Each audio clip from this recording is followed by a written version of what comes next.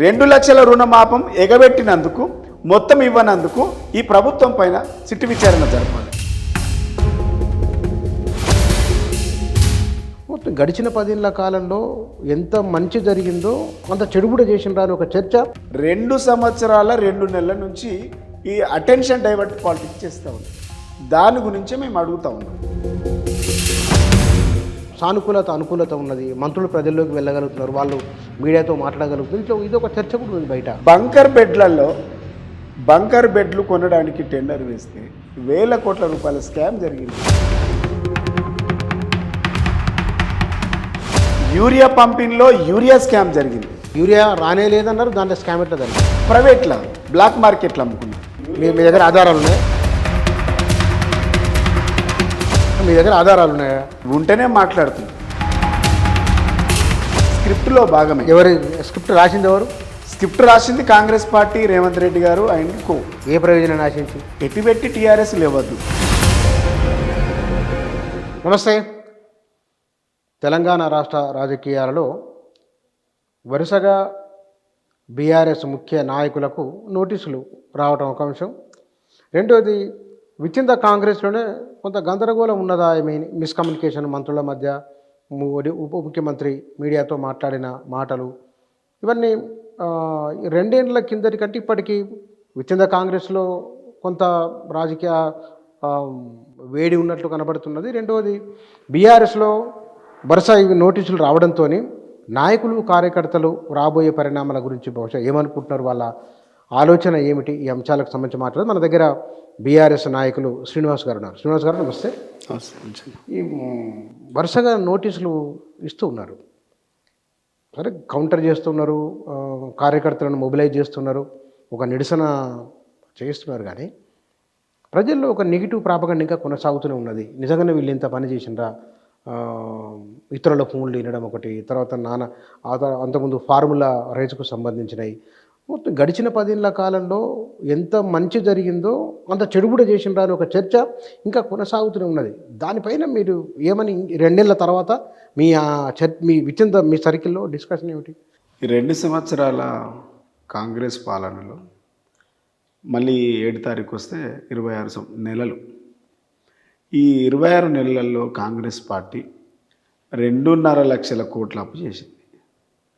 ఈ 2.5 లక్షల కోట్ల అప్పు చేసి అసలు ఏ ఒక్క వర్గాన్ని కూడా సాటిస్ఫాక్షన్ చేయలేకపోయింది. 2.5 లక్షల 2 సంవత్సరాల కాలంలో 2.5 లక్షల కోట్ల అప్పు చేసిందంటే, ఈ కాంగ్రెస్ పార్టీ అధికారంలోకి రావడానికి అనేక హామీలు ఇచ్చింది కాంగ్రెస్ పార్టీ. ఆనాడు 6 గ్యారెంటీలు ఇస్తాం, 420 హామీలు, 13 డిక్లరేషన్.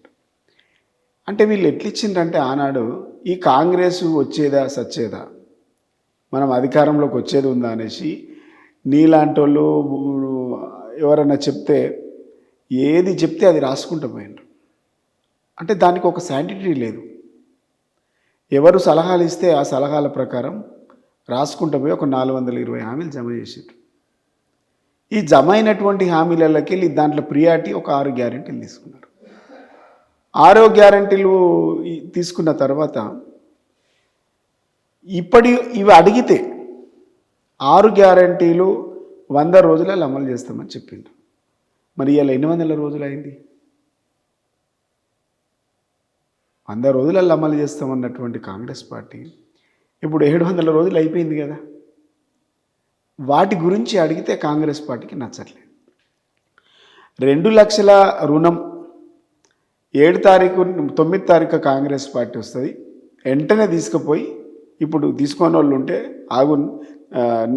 తెచ్చుకోండి, నేను రాగానే ఇస్తా, 2 లక్షల రుణం మాఫీ చేస్తా, తెచ్చుకోండి అని చెప్పిండు.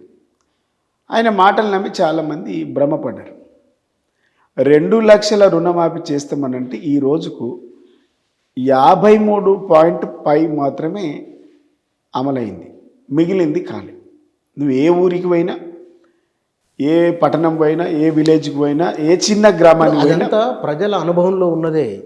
ఒకవైపున విపక్షానికి సంబంధించిన నాయకులు ప్రభుత్వాన్ని ప్రశ్నించడానికంటే వారి విచారణకు సమాధానం చెప్పడానికే సరిపోతున్నది అనేది ఒక నెగిటివ్ను కొనసాగిస్తున్నది కూడా ఒకటి చర్చ ఉంది బయట. ఇవన్నీ అడగడానికి బీఆర్ఎస్ పార్టీ ఒక ప్రణాళిక తయారు చేసుకుంది. ఈ ప్రణాళిక తయారు చేసుకున్నటువంటి క్రమంలో 2 లక్షల రుణం మాఫీ ఆగస్టు 15 తారీఖు వరకు చేయకపోతే రాజీనామా చేస్తానని ముఖ్యమంత్రి ఒక సవాల్ వేసింది. హరీష్ రావు గారు ఒక సవాల్ వేస్తే ఆ సవాల్ విసిరిండు. ఆ రోజుకు అమలైంది ఎంత అంటే 35%, 35-40%. మళ్ళీ మేము లొల్లి పెట్టంగా అది ఒక 53%కి జమ అయింది. 6 గ్యారంటీలలో మొదటిదైనటువంటి 2 లక్షల రుణమాఫీ గురించి మాట్లాడడం, ఇట్లా అనేక అంశాల మీద మాట్లాడుతుంటే కాంగ్రెస్ పార్టీ ఉక్కిరిబిక్కిరైపోయింది.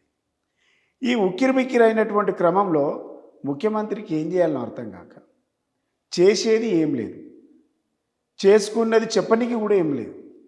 దాని పేరట ఏం చేసిండు ముఖ్యమంత్రి ప్రభుత్వం అంటే కాళేశ్వరం మీద కమిషన్ వేయడం, తర్వాత టెలిఫోన్ మీద ఒక కమిషన్ వేయడం, ఒక ఎంక్వైరీ వేయడం, ఇట్లా రకరకాల ఇప్పటికి ఒక 10-12 కమిషన్లు వేసిండు.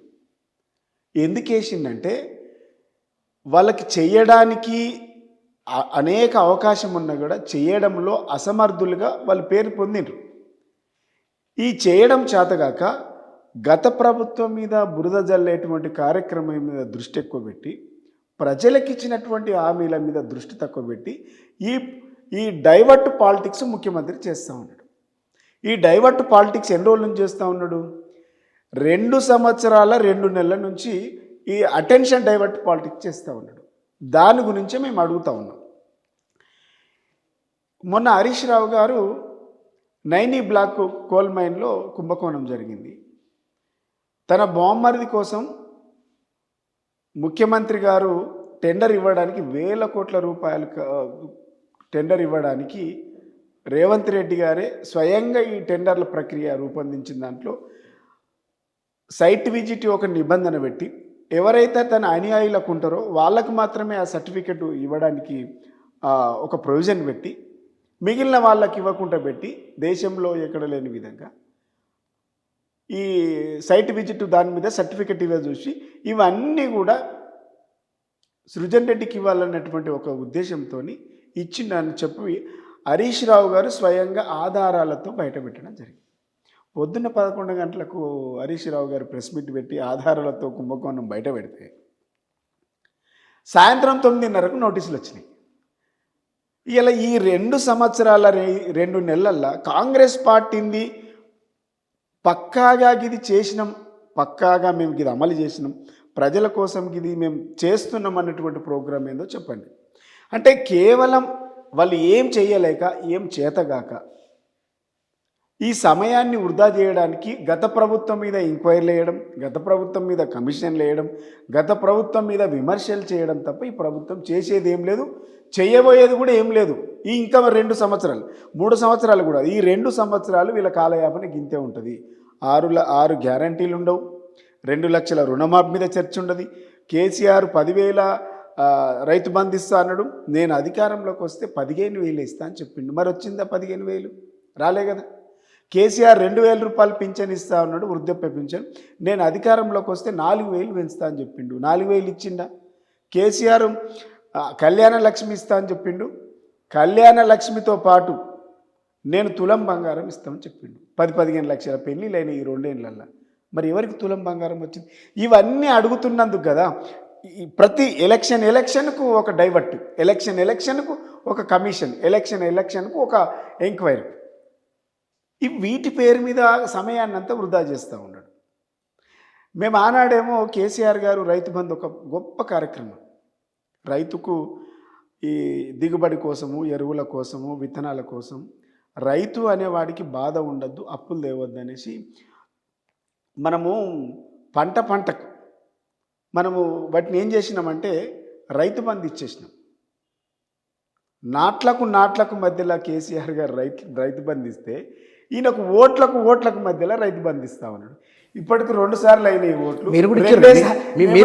మీరు కూడా ఓట్లకు ముందు ఇచ్చిన సందర్భాలు. నేను ఏమంటున్నా, ఓట్లకు మేము ఎప్పుడు ఓట్ల కోసం ఇవ్వలే, నాట్ల కోసం ఇచ్చినాం తప్ప ఓట్ల కోసం ఇవ్వలే. వీళ్ళకి రేవంత్ రెడ్డి ప్రభుత్వం కేవలం ఓట్ల కోసమే ఇస్తానది, చీరలు ఇస్తామని చెప్పిండు. ఇది గమ్మత్ ఏంటంటే బుచ్చన్న, మనం గ్రామ పంచాయతీ ఎన్నికల్లో దసరా అయినాక 2 నెలలకి ఎవడన్నా బతుకమ్మ చీరలు ఇచ్చే పరిస్థితులు ఎక్కడైనా చూస్తామా? ఈ గమ్మత్ జోక్ లేదు ఇది. దాన్ని బతుకమ్మ పండుగ వెళ్ళిన తర్వాత 2 నెలలకు మీరు ఇందిరమ్మ చీరలు వంచితే ఏమనాలి మిమ్మల్ని? నోటిఫికేషన్ ఇచ్చి ఒక మాట చెప్పిండు, నోటిఫికేషన్ ఇవ్వడానికి ముందు ఇందిరమ్మ చీరలు ఇచ్చిండ్రు. ఇందిరమ్మ చీరలు ఆనాడు ఏమన్నా 10 రకాల చీరలు తెప్పిస్తా అని చెప్పిండు. నువ్వు ఏడన్నా చూడు, ఒకటే కలర్ చీర ఉంది, అది కాంగ్రెస్ పార్టీ గుర్తు ఉండేటువంటి చీరలు, ఆ కలర్ మాత్రమే కనబడవు, 3 రంగుల చీర కనబడుతూ ఉన్నది.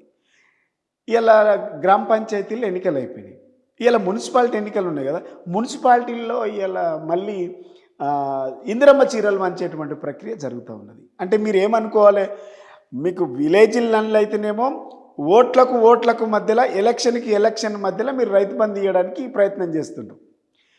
ఇక్కడ ఇక్కడ అర్బన్కి వచ్చేసరికి ఏమవుతుంది, ఓట్లకు మధ్యలో ఇందిరమ్మ చీరలు ఇవ్వడానికి ప్రయత్నం చేస్తూ ఉన్నారు. ఏది మీ నిజాయితీ, ఏది మీ నిబద్ధత? మిమ్మల్ని ఎవరు నమ్మాలి? ప్రజలకు చేయాలనేటువంటి సోయి ఉన్నవాడు ఇది ఈ విధమైనటువంటి చిల్లర రాజకీయాలు చేయరు. ఈ కాంగ్రెస్ పార్టీ చేస్తుంది. ఇంతకు ముందు కంటే ఈసారి మంత్రులు ఎవరి పని వాళ్ళు చేసుకుంటున్నారు, ఒక విజిబిలిటీ ఉంది. ఈ 2 ఏళ్ల కాలంలో చెరువుల పునరుజ్జీవం ఒకటి, హైదరాబాద్ నగరంలో కబ్జాల నుంచి కాపాడడం, ఇవి కొంత అనుకూలత ఉన్నది. మంత్రులు ప్రజల్లోకి వెళ్ళగలుగుతున్నారు, వాళ్ళు మీడియాతో మాట్లాడగలుగుతున్నారు. ఇది ఒక చర్చ కూడా ఉంది బయట. అది మీరు అంటున్నారు. ఎక్కడుంది? మంత్రులకు సమన్వయం ఉందా? శాఖల మధ్య సమన్వయం ఉందా? శాఖల మీద సమీక్షలు ఉన్నాయా? ఒక శాఖ మీద ఇప్పటి వరకు పూర్తి స్థాయిలో సమీక్ష చేసినటువంటి సందర్భం కనబడ్డదా? చిన్న ఎగ్జాంపుల్ మాట్లాడుకోవాలి బుచ్చన్న గారు. ఈ రాష్ట్రానికి ఎడ్యుకేషన్ శాఖ మంత్రి ముఖ్యమంత్రి. ఎడ్యుకేషన్ శాఖలో ఒక పెద్ద కుంభకోణం జరిగింది. బంకర్ బెడ్స్లలో 1,000 కోట్ల రూపాయల కుంభకోణం జరిగింది. 1,000 కోట్ల రూపాయల కుంభకోణం జరిగింది. గురుకుల పాఠశాలల్లో ఆనాడు మా ప్రభుత్వం హయాంలో దేశానికి ఆదర్శంగా నిలయాలైనటువంటి గురుకుల పాఠశాలలు అనేక మంది పేద విద్యార్థులు ఉన్నత స్థాయి చదువుల కోసం విదేశాలకు వెళ్ళేటువంటి పరిస్థితులు, గురుకులాల నుంచి ర్యాంకులు తీసుకొని పోయిండ్రు. ఈరోజు గురుకులాలలో చేరడానికి అడ్మిషన్లు తీసుకోవడానికి తల్లిదండ్రులు వెనుకబడుతున్నారు. అడ్మిషన్లు మిగిలిపోతూ ఉన్నాయి. ఆనాడు అడ్మిషన్ల కోసం పైరవీలు చేసేది ప్రజాప్రతినిధుల దగ్గర. ఈరోజు పైరవీలు పక్కన పెట్టు, పిలిచిస్తామంటే కూడా తీసుకుంటలేరు. ఏమైంది?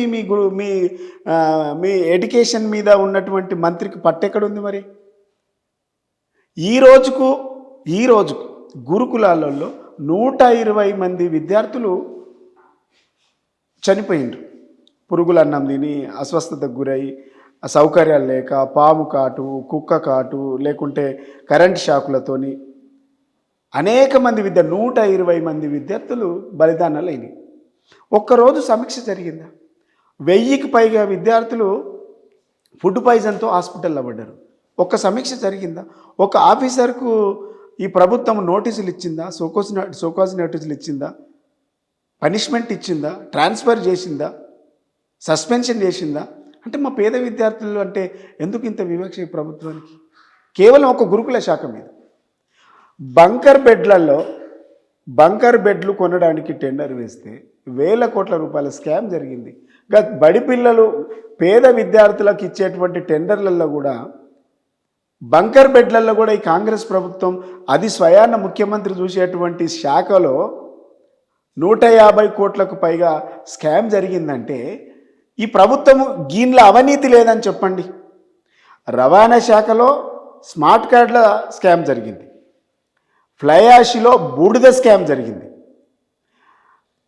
యూరియా పంపిణీలో యూరియా స్కామ్ జరిగింది. ఇప్పుడు యూరియా రానే లేదన్నారు, దాంట్లో స్కామ్ ఎట్లా జరిగాయి? ప్రైవేట్లో బ్లాక్ మార్కెట్లో అమ్ముకున్నారు. ఇది యూరియా కుంభకోణం అనేది కాంగ్రెస్ నుంచి పెట్టింది పేరు కదా. మీ దగ్గర ఆధారాలు ఉన్నాయా? డెఫినెట్గా ఉంటేనే మాట్లాడుతున్నాం.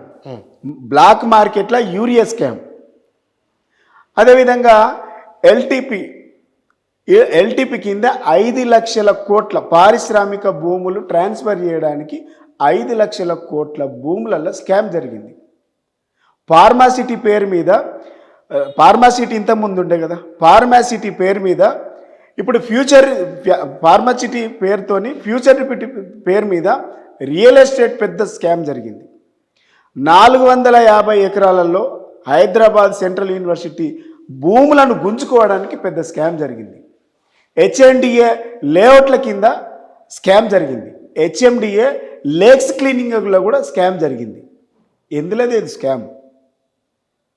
కాంగ్రెస్ పార్టీకి అడ్డాగా, కుంభకోణాలకు అడ్డాగా గాంధీ భవన్ మారిపోయింది. ఇది కాంగ్రెస్ పార్టీ కాదు, కాంగ్రెస్ పార్టీ అనాలి. ఇది స్కీముల ప్రభుత్వం కాదు, స్కాముల ప్రభుత్వం అనాలి కాంగ్రెస్ పార్టీ అంటే. కాంగ్రెస్ అంటే కరప్షన్, కరప్షన్ అంటే కాంగ్రెస్. ఒకవేళ కరప్షన్ నేర్పడానికి కనుక కాలేజీ పెడితే మన రేవంత్ రెడ్డి పాలన ఒక సిలబస్ అవుతుంది. అన్ని కుంభకోణాలు జరిగినాయి ఇక్కడ. ఎక్కడ లేదు కుంభకోణం?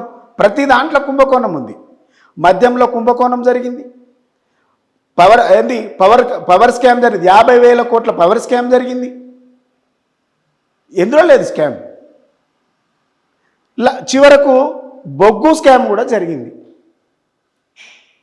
ఇవన్నిటి గురించి మాట్లాడితే టీఆర్ఎస్ వాళ్ళ మీద కేసులు పెట్టడం, లేదంటే ఎంక్వైరీలు వేయడం, అక్రమంగా నిర్బంధించడం, గత ప్రభుత్వంలో ఫోన్ ట్యాపింగు, ఈ ట్యాపింగు, ఆ ట్యాపింగు, ఈ కార్ రేసు, ఆ కార్ రేసు అని చెప్పేసి కేసీఆర్ గారి పైన, కేటీఆర్ గారి పైన, హరీష్ రావు గారి పైన నేరారోపణ పోపి కేసులు పెట్టి సమయాన్ని అంతా వృధా చేస్తుంది. ఇప్పుడు హరీష్ రావు గారి విషయానికి వస్తే 2 సంవత్సరాల నుంచేమో కేటీఆర్ గారికి నోటీసులు ఇచ్చి దాదాపుగా 2-3 సార్లు ఈ కార్ రేసులో ఎంక్వైరీ చేసి ఇప్పటి వరకు ఏం తెలుసులే. ఆయన కేటీఆర్ గారు ఇది లోటపీస్ కేసు అని కూడా చెప్పిండు. అట్లా ఏం లేదు, తీయడానికి ఏం లేదు, చేయడానికి ఏం లేదు. మీలేగా 10 కోట్ల రూపాయలను సింగరేణి నుంచి సింగరేణి సంస్థ నుంచి 10 కోట్ల రూపాయలు ఆయన వ్యక్తిగత సంతోషం కోసం 10 కోట్ల రూపాయలతోని ఆ మెస్సీని పిలిచి ఆటలాడుకున్నాడు. దానివల్ల ఎవరికి ప్రయోజనం జరిగింది? దీంట్లో ఈ నేను కంప్లీట్ చేస్తా. అదొకటి 100 కోట్ల రూపాయలతోని తన సొంతంగా ఆడుకోవడానికి అవన్నీ కూడా మొత్తం ఎంసీహెచ్ఆర్డీలో మొత్తం ఆయన ఉండడానికి బంగ్లా కట్టుకున్నాడు. ఎంసీహెచ్ఆర్డీలో బంగ్లా కట్టుకున్నాడు. ఈడ ప్రగతి భవన్ ఉంది. ఈడ ఉండంగా తీసుకుపోయి ఇప్పుడు అక్కడ ప్రగతి భవన్ 100 కోట్లతో కట్టుకున్నాడు. దాంతోపాటు ఆయన ఆటలు ఆడుకోవడానికి, ఫుట్బాల్ ఆడుకోవడానికి అన్ని కోట్ల రూపాయలు ఖర్చు పెట్టి అక్కడ కూడా గేమ్స్ కోర్టు తయారు చేసుకున్నాడు. మొన్న మెస్సీ వచ్చినప్పుడు ఆడిన దాంట్లో ఏ ప్లేయర్ ఆడిండు? తెలంగాణ నుంచి ఏ ప్లేయర్ ఆడిండు చెప్పండి? ఫుట్బాల్ గేమ్ ఆడేటువంటి ప్లేయర్ ఉన్నాడు అందులో? ఆటగాళ్ళు ఉన్నారా? ఎవరు ఆడిండ్రు? రేవంత్ రెడ్డి గారికి అత్యంత సన్నిహితులైనటువంటి దోస్తుల పిల్లల కోసం మెస్సీని పిలిపించి 1000 కోట్ల రూపాయలు ఖర్చు పెట్టిండు. మీలాగా మేము ఈ కార్ రేస్ కింద వృధా చేయలేదు కదా. ఈ కార్ రేస్తోని అనేక లాభాలు ప్రభుత్వానికి. మెస్సీ రావడంలో ప్రపంచవ్యాప్తంగా గుర్తింపు, ఈ కారు ఒక గుర్తింపు, 2 గుర్తింపులు అనుకుందాం. కానీ దాంట్లో నేనేమంటున్నా బుచ్చన్న, కక్ష సాధింపుల చర్యగా ఈ ప్రభుత్వం అడుగులేస్తుంది. వేరే ఒక్క పని కూడా చేయలేదు. ఈ 2 సంవత్సరాలలో ఒక ప్రాజెక్ట్ కట్టిండ్రా, ఒక పరిశ్రమ తెచ్చిండ్రా? మీరు ఏం చేసిండ్రో చెప్పండి. ఒక ప్రాజెక్ట్ కట్టలేదు, ఒక పరిశ్రమ పెట్టలేదు, ఒక నోటిఫికేషన్లు ఇవ్వలేదు. ఏ నోటిఫికేషన్లు ఇవ్వక పాత గవర్నమెంట్లు ఇచ్చినటువంటి నోటిఫికేషన్లకు వీళ్ళు ఆర్డర్ కాపీలు ఇచ్చి 60,000 ఉద్యోగాలు నేనే ఇచ్చిందని చెప్పుకుంటాడు. ఫ్లైఓవర్లకు రంగులేసి ఇవన్నిటికీ రిబ్బన్లు కట్ చేసుకుంటా ఈ ఫ్లైఓవర్లన్నీ నేనే కట్టుకుంటాడు. గమ్మత్ ఎట్లుందంటే, కట్టిన ఫ్లైఓవర్లకి రంగులేసి బ్యూటిఫికేషన్ అంటుండు. మేము ఇచ్చినటువంటి నోటిఫికేషన్లకు ఆర్డర్ కాపీలు ఇచ్చి జాబ్ క్రియేషన్ అంటుండు. ఇదెంత గమ్మతుంది? మీరు చేసింది ఏంది ఈ 2 సంవత్సరాలలో? అడుగుతుంది మేము అది. మీ కుంభకోణాలన్నీ బయట పెడితే మీరు చేస్తున్నటువంటి అవినీతి అంతా బయటకు వస్తే మీ మంత్రుల మధ్య వాటాల పంచాయతీ గురించి అన్ని పేపర్లల్లో పెద్ద పెద్ద టీవీ ఛానళ్ళల్లో పెద్ద పెద్ద అక్షరాలతోని స్టోరీలు నడుస్తుంటే వాటి గురించి ప్రతిపక్షంగా మేము ప్రశ్నిస్తున్న పాపానికి మా మీద కేసులు పెట్టి సిట్టి పేరట కమిషన్ల పేరిట మమ్మలను సమయాన్నంతా వృధా చేస్తూ కాలయాపన చేసేటువంటి ప్రభుత్వం ఇది. ఎక్కడుంది ప్రజాపాలన? ప్రజాపాలన అని చెప్పుకుంటారు కదా, ఏది ప్రజాపాలన? ఇది ప్రజాపాలన, ప్రతీకార పాలన. ఒకసారి ఆలోచన చేయాలి. మీ పర్సెంటేజీల పాలన అన్నందుకు ప్రశ్నిస్తున్నందుకు మమ్మల్ని అరెస్ట్ చేస్తుండ్రు. ఎక్కడుంది ప్రజాపాలన?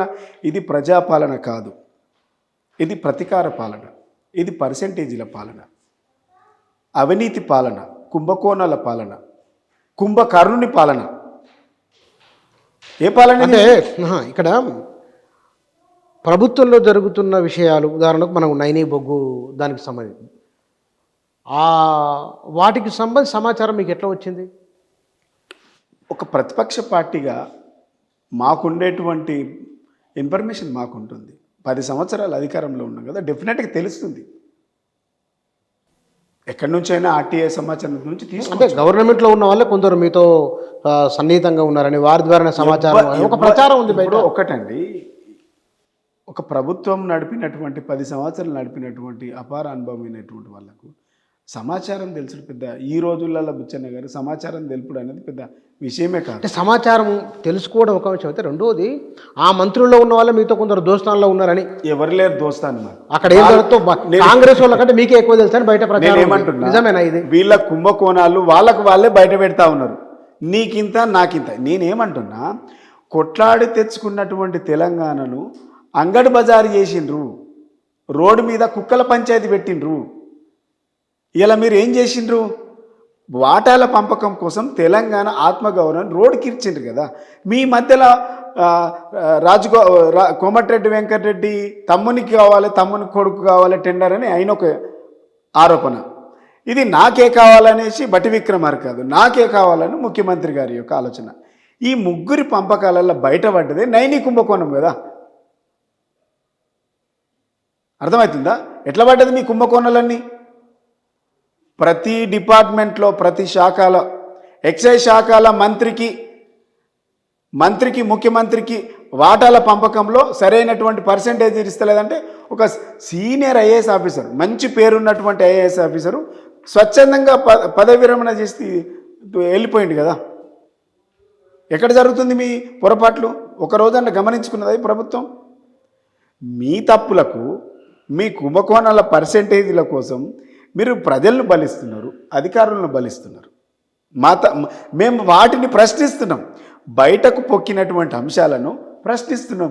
మీదో యూనిటీ లేదు, మీరంతా తెలంగాణను పాలించడానికి రాలే, పంచుకోవడానికి వచ్చిండ్రు, దోసుకోవడానికి వచ్చిండ్రు. ఇందిరమ్మ రాజ్యం అంటున్నారు. ఇందిరమ్మ రాజ్యం కాదు ఇది, అందిన కాడికి గుంజుకునే ప్రభుత్వం. సోనియమ్మ ప్రభుత్వం కాదు ఇది, అందిన కాడికి అమ్ముకునే ప్రభుత్వం ఇది. మీది ప్రజాప్రభుత్వం, ప్రజలకు. మేము బుచ్చన్న 10 సంవత్సరాలలో మా మీద వచ్చినటువంటి ఆరోపణలు చెప్పండి. 2 కమిషన్లు పడ్డాయి కదా కాళేశ్వరం మీద. ఒకటి ఎవరు వేసిండ్రు అవి? కాంగ్రెస్ వేసింది. నేనేమంటున్నా బుచ్చన్న, ఒకవేళ ప్రభుత్వానికి చిత్తశుద్ధి ఉంటే, కేంద్ర ప్రభుత్వానికి కూడా చిత్తశుద్ధి ఉంటే, ఇక్కడ 2 కేంద్ర మంత్రులు ఉన్నారు కదా, వేటి మీద వేయాల సిట్టు, వేటి మీద వేయాల కమిషన్? 6 గ్యారంటీలు ఎగబెట్టినందుకు సిట్టు విచారణ పేరు మీద కాంగ్రెస్ ప్రభుత్వం మీద వేయాలి, రేవంత్ రెడ్డి గారి పైన వేయాలి. 2 లక్షల రుణమాఫీ చేస్తామని చేయనందుకు సిట్టు విచారణ జరగాలి. 2000 పెన్షన్ను 4000 పెంచుతామని చెప్పి ఎగబెట్టినందుకు సిట్టు విచారణ వాళ్ళపైన జరపాలి. 2 లక్షల రుణమాఫం ఎగబెట్టినందుకు, మొత్తం ఇవ్వనందుకు ఈ ప్రభుత్వం పైన సిట్టు విచారణ జరపాలి. 1 లక్షతో పాటు తులం బంగారం ఇస్తామని ఎగబెట్టినటువంటి ఈ కాంగ్రెస్ ప్రభుత్వం పైన సిట్టు విచారణ జరపాలి. 100 రోజులలో, సంవత్సరం లోపు 2 లక్షల ఉద్యోగాలు ఇస్తామని చెప్పి ఎగబెట్టి అనేక మంది నిరుద్యోగుల నిరాశలకు కారణమైనటువంటి కాంగ్రెస్ ప్రభుత్వం పైన సిట్టు విచారణ జరగాలి. అంటే మీరు వచ్చిన తర్వాత ఒకవేళ మీరు రేవంత్ రెడ్డి చెప్తాను రాబోయే 5 ఏళ్ళు కూడా నెక్స్ట్ కూడా కాంగ్రెస్ అని అంటున్నారు, మీరు కూడా విచారణ లేదని అనుకుంటున్నారు. ఒకవేళ మీరు డెఫినెట్గా మీ ఇవన్నీ బోగస్, మీ మాటలు బోగస్, మీ చేతలు బోగస్, మీ కమిషన్లు బోగస్, మీ ఎంక్వైరీలు బోగస్, మీ సిట్టు బోగస్. ఇది బోగస్తోని కేవలం మా పైన కక్ష సాధింపులు చేయడానికి రాజకీయ కుట్ర దాగి ఉంది.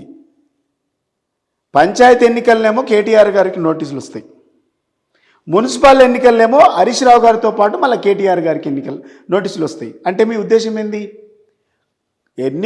పంచాయతీ ఎన్నికల్లో దాదాపుగా సగం వరకు 42% వరకు 42 నుంచి 45% వరకు బీఆర్ఎస్ పార్టీ సర్పంచ్ సీట్లలో విజయం సాధించినాం మేము ప్రచారం చేయకుండా. ఇలా మున్సిపల్ ఎన్నికల్లో డెఫినెట్గా కారు గుర్తుంటుంది, ప్రజలు చూస్తూ ఉన్నారు. కేసీఆర్ గారి కారు గుర్తు కనబడితే ఓటేద్దామని. ఇలా మున్సిపల్ ఎన్నికల నోటిఫికేషన్ ఇవ్వడానికి ముందు ఈ డైవర్షన్ పాలిటిక్స్ అన్ని చేసి సమయాన్నంతా వృధా చేయడానికి మాత్రమే ముఖ్యమంత్రి గారి యొక్క స్కెచ్ ఇది. దీంట్లో ఏం లేదు, మళ్ళీ రాసుకోండి. మీరు ఏముంది, ఇది స్కెచ్లో భాగమే, స్క్రిప్ట్లో భాగమే. ఎవరు స్క్రిప్ట్ రాసింది? ఎవరు స్క్రిప్ట్ రాసింది? కాంగ్రెస్ పార్టీ, రేవంత్ రెడ్డి గారు అండ్ కో. ఏ ప్రయోజనం ఆశించి? ఎటుపెట్టి టీఆర్ఎస్ లేవద్దు, ఎటుపెట్టి టీఆర్ఎస్ ప్రచారం తీయద్దు, ఎటుపెట్టి టీఆర్ఎస్ ఫ్రీగా ఉండొద్దు. టీఆర్ఎస్ పార్టీ నాయకత్వానికి ఎక్కువ సమయాన్ని ఇవ్వద్దు, సమయాన్ని అంతా డైవర్స్ చేయాలి. ఎటు చేయాలి? 6 గ్యారెంటీలు అడగకుండా చేయాలి, 420 హామీలు అడగకుండా చేయాలి, 13 డిక్లరేషన్ల గురించి మాట్లాడకుండా చేయాలి. ఈ రాష్ట్రంలో జరుగుతున్నటువంటి కుంభకోణాల గురించి ప్రశ్నించకుండా మాట్లాడకుండా ఇట్లా బిజీ పెట్టాలి. ఈ 2 సంవత్సరాలు అదే చేసిండు, రాబోయే 2 సంవత్సరాలు కూడా గదే చేస్తాడు. ఇది అందరికీ తెలిసిన బ్రహ్మ విద్యనే, పెద్ద బ్రహ్మ విద్య ఏం లేదు. ఇలా ముఖ్యమంత్రి గారు, ఈ కాంగ్రెస్ పార్టీ రాబోయే 2 సంవత్సరాలలో కూడా, 3 అంటే 2 సంవత్సరాలు కాదు, 2 సంవత్సరాలలో కూడా ప్రజలకి ఏం చేయరు, సమయాన్ని వృధా చేస్తారు. ప్రజలకు ఇచ్చినటువంటి వాగ్దానాల గురించి మాట్లాడరు. వాగ్దానాల గురించి మాట్లాడుతున్నందుకు మా మీద కేసులు పెట్టి సిట్లు పెట్టి ఇంకేమైనా చేస్తారు. మాకు క్లారిటీ ఉంది. మీకు తెలంగాణ ప్రజలు గొప్ప అవకాశం ఇచ్చిండ్రు, మీరు ఎంత గొప్పగా చేసుకోవాలి. ఒకవేళ మీకు చిత్తశుద్ధి ఉంటే మీరు మాకంటే గొప్పగా చేసి ప్రజల దగ్గర పేరు తెచ్చుకోండి. కేసీఆర్ 10,000 ఇస్తా అన్నాడు కదా ఎకరానికి రైతు బంధు, 15,000 ఇవ్వండి. కౌలుదారులకు ఇస్తా అన్నారు కదా, కౌలుదారులకు కూడా డబ్బులు ఇవ్వండి. రైతు కూలీలకు ఇస్తా అన్నారు కదా, వాళ్ళకు కూడా 12,000 ఇవ్వండి. గొప్ప పేరు తెచ్చుకోండి.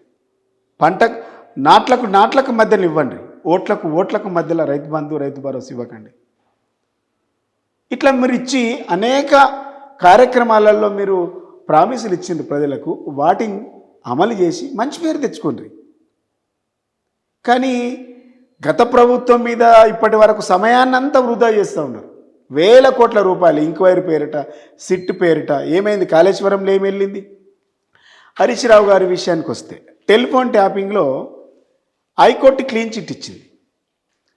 ఈ ఒక్క విషయంలో 1,000 కోట్ల రూపాయలు, దాదాపుగా చాలా ఖరీదైనటువంటి అడ్వకేట్ని మాట్లాడి సుప్రీంకోర్టులో వేసారు కేసు. సుప్రీంకోర్టులో కూడా వీగిపోయింది, సుప్రీంకోర్టులో కూడా కొట్టేసిండ్రు. ఈ టెలిఫోన్ ట్యాపింగ్ పైన మరి ఒకసారి విచారణ జరపదాన్ని క్లియర్గా ఇచ్చినాక కూడా హరీష్ రావు గారికి మీరు నోటీసులు ఇస్తుండ్రు అని అంటే మీ ఉద్దేశం ఏంది? మీ దుర్మార్గాలు ఏంది? ఈ దుర్మార్గాలు ప్రజలకు తెలుస్తలేవా? ప్రజలు అర్థం చేసుకుంటలేరా? కానీ మీరు అడుగుతున్నందుకే కక్ష సాధింపుల కింద వీళ్ళు కేసులు పెడుతున్నారు అని కేటీఆర్ హరీష్ రావు సిట్టు ముందుకు వెళ్ళినప్పుడు భారీ సంఖ్యలో జన సమీకరణ చేసి తీసుకొచ్చి ఆందోళన చేయించారని ఒక మాట ఉంది. అది పార్టీ వాళ్ళు వచ్చారు కాబట్టి ప్రజల్లో మీ పట్ల సానుభూతి వస్తున్నదా?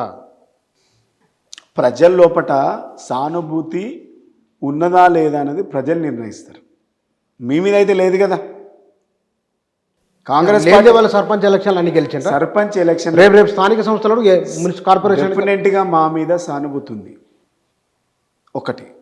రెండోది ఏంటంటే సర్పంచ్ ఎన్నికల్లో గెలిచినటువంటి విధానం ఏంటంటే బెదిరించి మీ 6 గ్యారంటీలు బంద్ అవుతాయని, మీ పింఛన్ బంద్ అవుతుందని, మీ వైట్ కార్డు ఇవ్వమని, రేషన్ కార్డు ఇవ్వమని, ఇవన్నీ బెదిరించి ఓట్లు వేయించుకున్నటువంటి ప్రభుత్వం కదా మీది.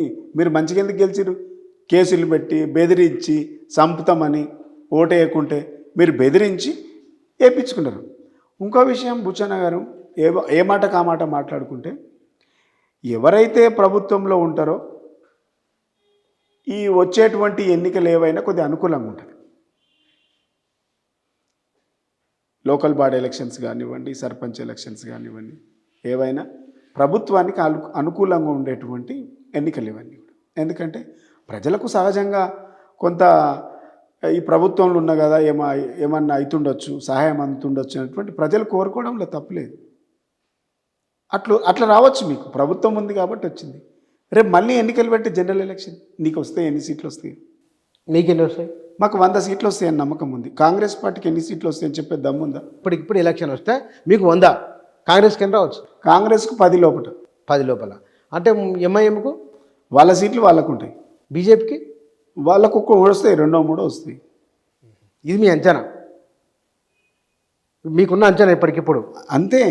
వీళ్ళు ఒకటి ఇంత జరుగుతుండ్రా, తెలంగాణకు అవమానాలు జరుగుతుంటే తెలంగాణ కించపరిచే విధంగా సమాఖ్య రాష్ట్ర పాలకులు మాట్లాడుతున్నా, తెలంగాణకి ఇంత అన్యాయం జరుగుతున్నా, గోదావరి నీళ్లు బనకచెర్ల కట్టుకోవడానికి చంద్రబాబు నాయుడు తీసుకుపోతుంటే బీజేపీ మాట్లాడేది, కాంగ్రెస్ మాట్లాడేది.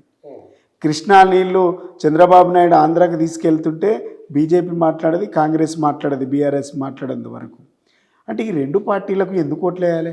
రాయలసీమ రత్నాలసీమ చేస్తాను కేసీఆర్ అని లేదా? నేనేమంటున్నా, మనకు నీళ్లు మిగిలంగా మీకు ఉండేటువంటి నీళ్లతోని రత్నాలసీమ చేసుకోండి అని చెప్పిండు. మా తెలంగాణ ప్రాంతంలో కూడా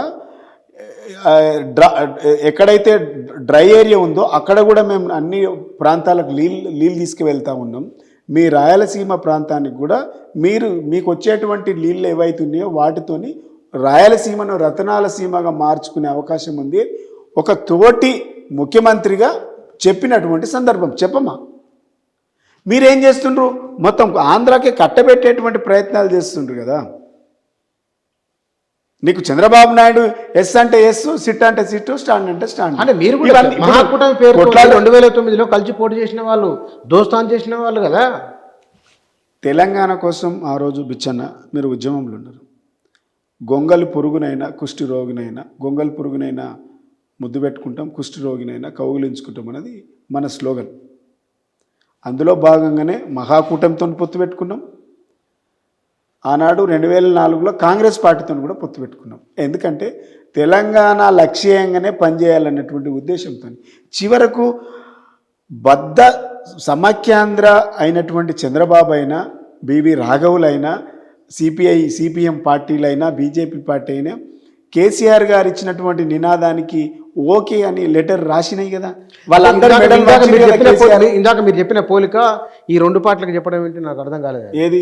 ఇందాక గొంగలి పురుగును ముద్దు పెట్టుకుంటా అన్నారు కదా, అంటే ఈ రెండు పార్టీలను అట్లా నేను అన్నది అది కాదు. తెలంగాణ కోసం కలిసి వచ్చడానికి ఎవరినైనా కలుపుకుపోతామని చెప్పినాం.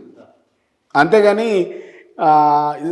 సమాఖ్య పార్టీలను ముద్దు పెట్టుకుంటామని కాదు. మాకు తెలంగాణ అంశం కోసం కలిసి రావడానికి ఎవరినైనా కలుపుకొని పోవడానికి మాకు ఎలాంటి అభ్యంతరం లేదు అని. అందుకే అందరితోని కలిసి పనిచేసినాం, కలిసి కొట్లాడినాం.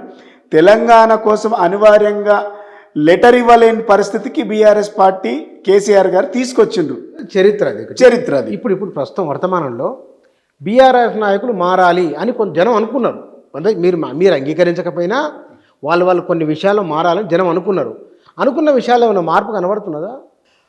బుచ్చన్న గారు అధినాయకులు అందరు కాదు, ముఖ్యమైన వారి ఆలోచన మారాలని చాలా బలంగా కోరుకున్నారు. తప్పులేదు, ప్రజలు అనుకోవడంలో తప్పులేదు. ఒకవేళ మారాల్సిన అవసరం వస్తే అనివార్యంగా మేము మారుతాం. మా తప్పులు సరి చేసుకుంటాం, మా తప్పులు సరిదిద్దుకుంటాం. ఇంకేమన్నా లోపాలు ఉంటే కూడా మేము సరి చేసుకుంటాం. నేను మళ్ళీ అడుగుతున్నా, బహుశా మీ పార్టీలు ఇంటర్వ్యూ చూస్తారు కావచ్చు, చూస్తే మంచిది. 2-3 నాయకుల ఆలోచన కొంత మారితే బాగుంటుంది అని నాతో ఇంటర్వ్యూకి వచ్చిన వాళ్ళు లేదా బయట కలిసి మాట్లాడిన వాళ్ళు చెప్తున్న మాట. డెఫినెట్గా మీ సలహాలన్నీ కూడా తీసుకుంటాం, ఎక్కడెక్కడ మారాలో కూడా మార్చుకుంటాం, పెద్ద సమస్య కాదు అది. ఇప్పుడు దూరంకి కొంతమంది పచ్చ కామెర్లకు లోకమంతగా పచ్చగా కనబడ్డట్టు కొంతమందికి అట్లే కనబడుతుండొచ్చు. వాళ్ళ ఆలోచన విధానం, వాళ్ళు అర్థం చేసుకునే విధానం, వాళ్ళు చూస్తున్నటువంటి విధానం, అది అందరి అభిప్రాయాలు కాదు. ఒకవేళ అందరి అభిప్రాయం ప్రజల అభిప్రాయాలు అంటే డెఫినెట్గా మా ఆలోచనల్ని, ప్రజలు ఇచ్చేటువంటి సలహాలను సూచనలను తీసుకుంటాం. డెఫినెట్గా మేము మారినాం, ఇంకా మారాల్సిన అవసరం వస్తే తప్పకుండా మారిపోతాం. సరే చూద్దాం. Thank you. Thank you.